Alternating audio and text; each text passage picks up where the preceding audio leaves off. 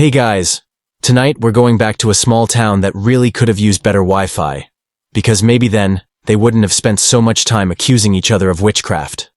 So, get comfortable, dim the lights, maybe grab a blanket and a warm drink, because this evening we're drifting into Salem Village, 1692, a place where everyone prayed 5 times a day, smiled never, and believed that a sneeze at the wrong time could be the devil's work, and at the center of it all, a young girl who, depending on how you tell the story, either accidentally launched a historic panic, or just sneezed in front of the wrong Puritan.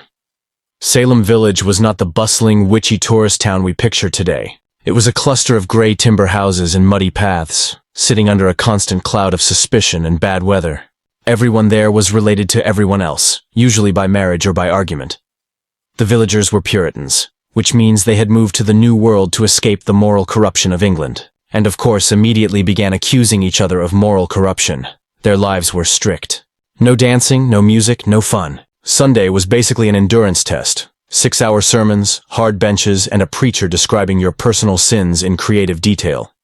So, people's minds wandered, and into that still, candlelit boredom crept strange noises, unexplained illnesses, and little girls who started acting funny. It began, as most bad things do, with teenagers.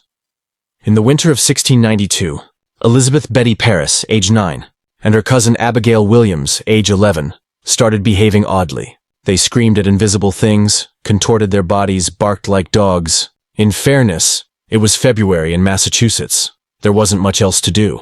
But their father, Reverend Samuel Paris, didn't find it amusing. He was the local minister, a man whose entire personality was best described as furiously devout. He had recently lost his congregation in Boston, and Salem Village was his second chance to prove himself. So naturally, when his daughter started throwing fits, he took it as a personal attack from Satan. Physicians were called, who, after several days of examination, concluded that the girls were under an evil hand, which is 17th century doctor speak for we have no idea. But it's definitely not our fault. Soon, other girls began showing symptoms. Ann Putnam Jr., Mercy Lewis, Mary Walcott. It spread like gossip at a prayer meeting. And because the Puritans firmly believed that invisible evil forces caused physical suffering, they asked the girls who was hurting them. They screamed 3 names, Tituba, Sarah Good, and Sarah Osborne. The village listened, and something ancient and ugly woke up. Let's drift for a moment into who these women were. Tituba was an enslaved woman from the Caribbean, owned by Reverend Paris. Her exact origins are debated, possibly South American, possibly African. She sometimes told stories from her homeland to entertain the children, little folk tales full of spirits and magic, which, in retrospect, was a bold choice in a town where fun was considered borderline satanic. Then there was Sarah Good, a poor, homeless woman who wandered the village with her daughter, begging for food. People already disliked her because she looked disheveled and muttered to herself. So, in Puritan logic, she was basically halfway to broomstick mode. And finally, Sarah Osborne, a widow who had scandalously remarried her servant. She hadn't gone to church in a while, which in Salem was social suicide. 3 women on the margins. 3 easy targets. When the trials began, the girls shrieked and collapsed in court, claiming they were being pinched or choked by unseen hands. They pointed at the accused, writhing dramatically on the floor. The adults in the room, instead of saying, "You're being a bit theatrical, dear," took careful notes. At first, Tituba denied everything, but after days of pressure, beatings, and fear, she changed her story. She said yes, she was a witch, and not just her. There were others. Dozens. Hundreds, maybe. She told them there was a black man from Boston who made her sign the devil's book, that witches flew through the night, that they gathered to plot against the village. It was, essentially, the first Puritan fantasy novel, and the people of Salem, hungry for answers, devoured every word. Now, if this were a normal village, the story might have stopped there, but this was Salem. The more accusations appeared, the more people believed them. Wives accused husbands, servants accused masters. Old grudges bubbled to the surface like bad soup, and then, the name Bridget Bishop was mentioned. Bridget was a middle-aged woman known for being outspoken, wearing bright clothing, and occasionally running a tavern. All crimes, apparently against the holy order of dullness. She had already been accused of witchcraft once before, years earlier. So when her name came up again, The villagers nodded sagely, as if to say, well, she does own a red bodice. Bridget was arrested and brought to court. The so-called afflicted girls put on their best performance yet, shrieking, convulsing, accusing her of sending her spirit to attack them. Spectral evidence, they called it. Visions and dreams used as proof. Bridget denied it all. She said she was innocent. She said she didn't even know half the people accusing her. But it didn't matter. The judges had already decided what they wanted to hear. On June 10th, 1692, Bridget Bishop was led to Gallows Hill. She was the first to hang.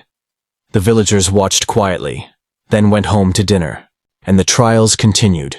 Let's pause here, because this is the strange irony at the heart of Salem. The entire frenzy started with a handful of girls, some bored, some frightened, pointing fingers at the people around them. But by the time it was over, the machine they'd created swallowed its own creators. Abigail, Betty, Anne, all would later fall silent. Some recanted. Some disappeared. Their lives faded into obscurity, while Bridget Bishop's name remained, the first official witch of Salem. As the summer went on, 19 people were executed, and one, Giles Corey, was pressed to death with stones, because he refused to plead either guilty or not guilty, which, you know, is one way to make a point. Even a dog was executed, because someone thought it looked at them funny. By the time the panic burned out, the community was hollowed. Neighbor had turned on neighbor. Children had condemned adults, and everyone was suddenly very eager to stop talking about it. Decades later, some of the girls, now grown women, expressed regret.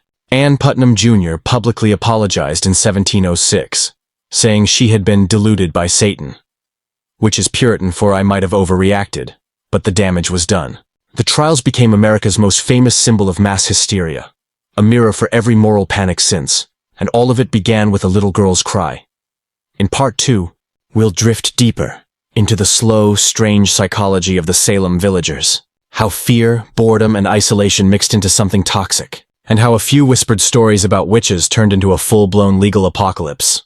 So, for now, close your eyes. Picture candlelight flickering on rough-hewn walls. Outside, the snow is falling softly over the wooden roofs of Salem, and somewhere in the night, someone swears they saw a shadow move. Probably just the wind. Probably. Hey again. If you're still awake, impressive. Most people would have drifted off sometime around Puritan sermons. Let's pick up right where we left off. Salem, summer 1692. A town now fully committed to its favorite new pastime, accusing everyone of witchcraft. The trials had become a kind of grim community theater. Every week, someone else was marched into the meeting house. The judges sat like carved furniture, faces stiff with righteous fatigue. Spectators leaned forward, waiting for the next convulsion from the afflicted girls, as if they were watching the same play for the 15th time but still pretending to be surprised. Because what else was there to do? No taverns worth visiting, no Netflix, and you couldn't even hum a tune without getting side-eyed by the minister. The Court of Oyer and Terminer by May. The governor of Massachusetts had created a special court. The Court of Oyer and Terminer, which sounds fancy until you realize it just means to hear and determine, or, in practice, to confirm everyone's worst fears. The head judge was William Stoughton, a man who radiated the energy of someone who'd never laughed in his life. He sincerely believed Satan was hiding in Massachusetts, which, to be fair, might not have been entirely wrong. He allowed something called spectral evidence. Basically, I saw your ghost in a dream. If you were accused, you were done for. If you denied it, that proved you were lying. If you confessed, congratulations. You were clearly guilty. It was logic so airtight it suffocated everyone. The dominoes start falling once. Bridget Bishop was gone. It was open season. Next came Rebecca Nurse, a 71-year-old grandmother who spent most of her days praying and baking bread. The image of pure evil, apparently. Even the townspeople hesitated, for about 5 minutes. Then there was George Burroughs, a former minister accused of being the witches' ringleader. He was small, athletic, and capable of lifting a musket with one hand, which, in Salem math, equaled supernatural strength. When they hanged him, he recited the Lord's Prayer perfectly, something witches supposedly couldn't do. People murmured that maybe this had gone too far. Then the sheriff tightened the rope anyway. Because once a story that grand is in motion, no one wants to be the first to stop clapping. The girls in their spotlight. Meanwhile, the original afflicted girls had achieved celebrity status. Abigail Williams, Anne Putnam Jr., and the others were treated like tiny prophets. Adults listened to them. Judges questioned them with reverence. For a few dizzy months, teenage girls ran colonial Massachusetts. And honestly, that might be the most terrifying part of all. But fame is exhausting. By autumn, even they seemed unsure what they believed anymore. Their fits became less convincing. People stopped gasping, and the hysteria that had burned so hot began to cool, leaving behind the acrid smell of regret.